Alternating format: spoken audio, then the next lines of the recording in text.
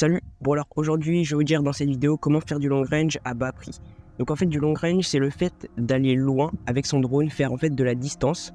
Et pour faire de la distance c'est assez compliqué parce qu'en fait nos drones de base ils sont pas faits pour aller très loin.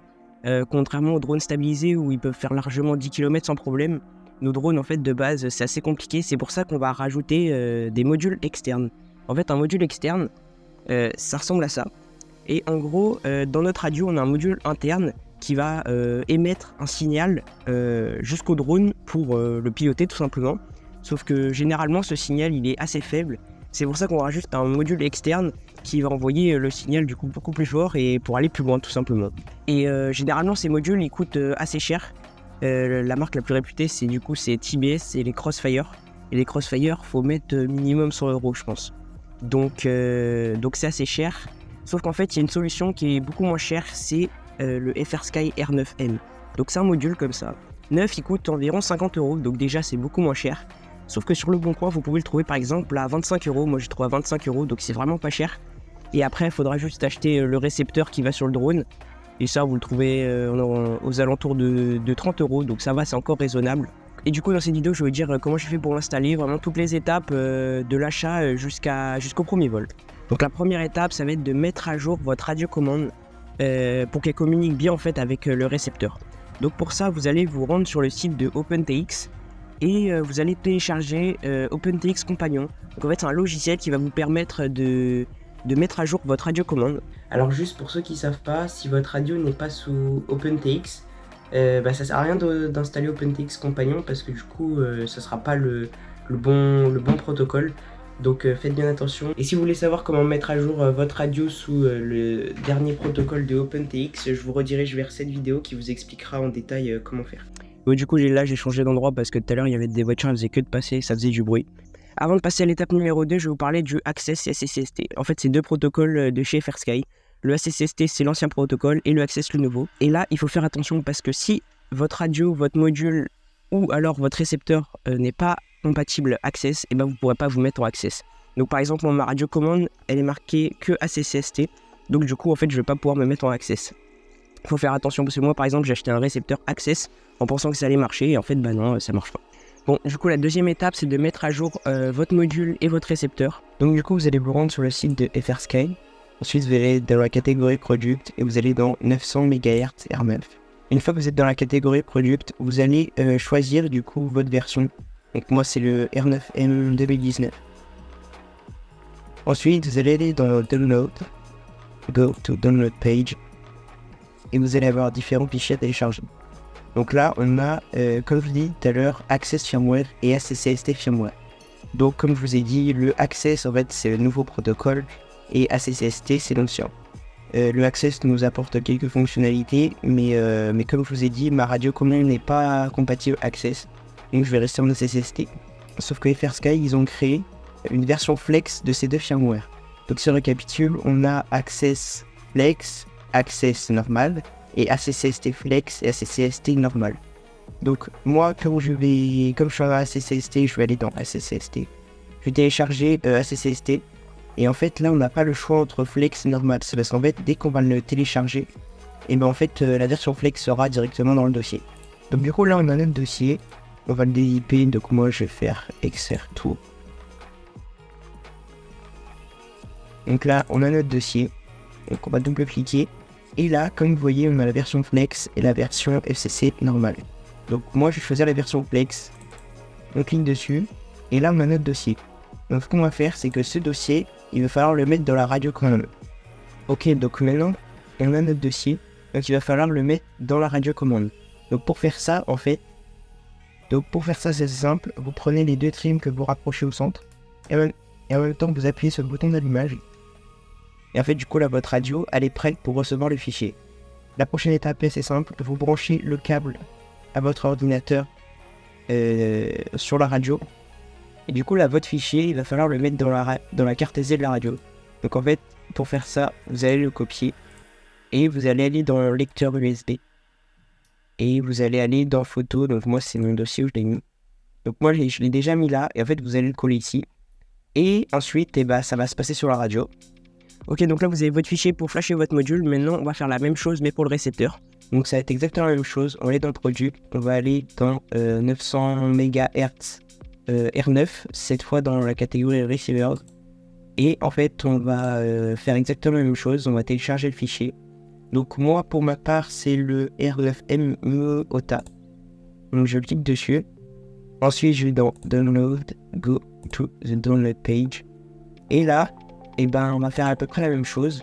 Donc là en fait on a ACCST et Access. Donc nous on va choisir ACCST. On va le télécharger. Et on va retourner dans les téléchargements. Et là on va refaire la même chose. Donc on va extraire tout. Extraire. Et du coup là dans notre dossier il y aura la version R9M Mini Flex. Et donc là on tombe avec 2 dossiers. Et là on voit Fport. Et Fport qu'est-ce que c'est? Et en gros le Fport en fait ça va nous permettre d'avoir que un câble. Au lieu d'avoir le S-Bus et le S-Port, en fait on va pouvoir avoir qu'un câble Fport. Donc moi je préfère avoir les 2 câbles, je trouve que c'est plus simple. Donc en fait moi je vais choisir celui-là. Mais si vous voulez avoir juste un câble, en fait vous choisissez ce firmware. Et après au niveau des branchements de votre récepteur à votre FC, et en fait ça va vous permettre d'avoir que un câble au lieu d'avoir 2 câbles. Donc moi pour ma part je vais choisir celui-là parce que je trouve que c'est plus simple. Donc je le prends et comme tout à l'heure je le glisse dans la radio. Donc je le copie et je vais le coller dans le dossier photo et du coup je vais le coller ici. Et donc voilà, donc après sur la radio je vais vous montrer comment les flasher. Donc maintenant une fois que vous avez vos 2 fichiers pour flasher votre module et votre récepteur, on va passer à l'étape 3. Tout simplement les flasher avec justement ce qu'on a téléchargé juste avant. Donc pour ça vous allez allumer votre radio. Donc tac, vous appuyez longtemps. Du coup, après vous allez appuyer sur les 3 petites barres longtemps. Et là du coup vous allez appuyer sur page. Et quand vous êtes sur page, là en fait vous avez accès comme tout à l'heure à vos différents dossiers comme ce qu'on avait sur le PC. Donc moi par exemple je les avais enregistrés sur le dossier photo. Donc du coup je vais sélectionner le dossier photo. Et là du coup en fait j'ai les dossiers du coup R9M Flex. Donc ça en fait ça va être pour flasher le module externe. Et du coup pour le flasher je vais cliquer longtemps. Et là en fait je vais sélectionner flasher le module externe. Donc là je vais descendre, flasher le module externe. Et après j'ai juste à cliquer dessus. Donc moi je vais pas le faire parce que je l'ai déjà fait. Je sais plus si c'est un appui court ou un appui long, enfin vous essayez. Et après ça va flasher. Et du coup là vous avez flashé votre module externe. Ensuite pour flasher votre récepteur, ça va être à peu près la même chose, sauf que en fait pour connecter votre récepteur à votre radiocommande, on va devoir connecter une prise S-Port pour pouvoir se brancher au port du coup S-Port de notre radiocommande.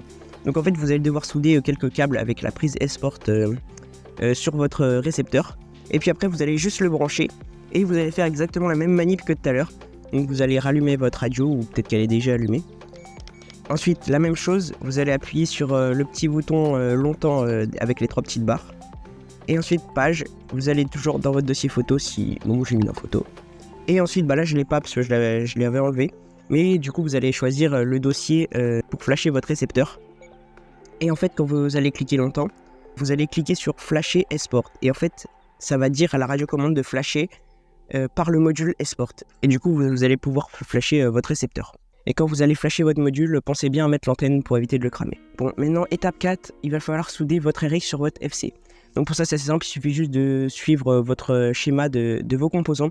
Donc pour ma part, je vous mets mon schéma ici. Donc moi pour les soudures, j'ai branché le 5V du RX sur le 5V de l'AFC, le ground sur le ground. Ensuite j'ai soudé le S-Bus out sur un RX et le S-Port sur un TX. Bon voilà, du coup maintenant vous avez soudé votre récepteur sur votre FC, mettez de la gaine thermo, c'est toujours utile. Maintenant on vient à l'étape 5, le paramétrage du module sur la radiocommande. Donc première étape, vous allez aller sur votre module, donc vous allez appuyer sur les 3 petites barres, et ensuite vous allez appuyer sur page, et du coup vous allez aller tout en bas, et vous allez aller sur internal RF ou HF interne, moi parce que ma radio elle est en français. Et en fait ça va servir à désactiver votre module interne de votre radio, parce qu'on n'en aura plus besoin parce qu'on a le module. Donc vous le mettez sur off. Ensuite, vous allez aller sur External RF ou HF externe. Et là, vous allez le mettre sur R9M. Parce que nous, du coup, on a le module R9M. Ensuite, juste à côté, vous allez choisir FCC ou 868 MHz. Donc en fait, moi j'avais regardé une vidéo, il disait de mettre sur 868, mais en fait moi ça marchait pas, donc en fait j'ai mis sur FCC et ça marche. Et le dernier paramètre à faire sur radiocommande, c'est de choisir la puissance d'émission. Donc là vous mettez ce que vous voulez, en fait c'est juste en dessous, le bouton de bind. Moi j'ai mis en 100 mW et du coup voilà, vous choisissez votre puissance d'émission. Une fois que vous avez fait ça, maintenant il vous suffira juste de binder votre module à votre récepteur. Donc pour ça, vous allez retourner là où on était tout à l'heure. Vous allez redescendre tout en bas. Vous allez appuyer sur le bouton Bind et vous allez vous mettre sur 9 à 16 channels télémétrie on.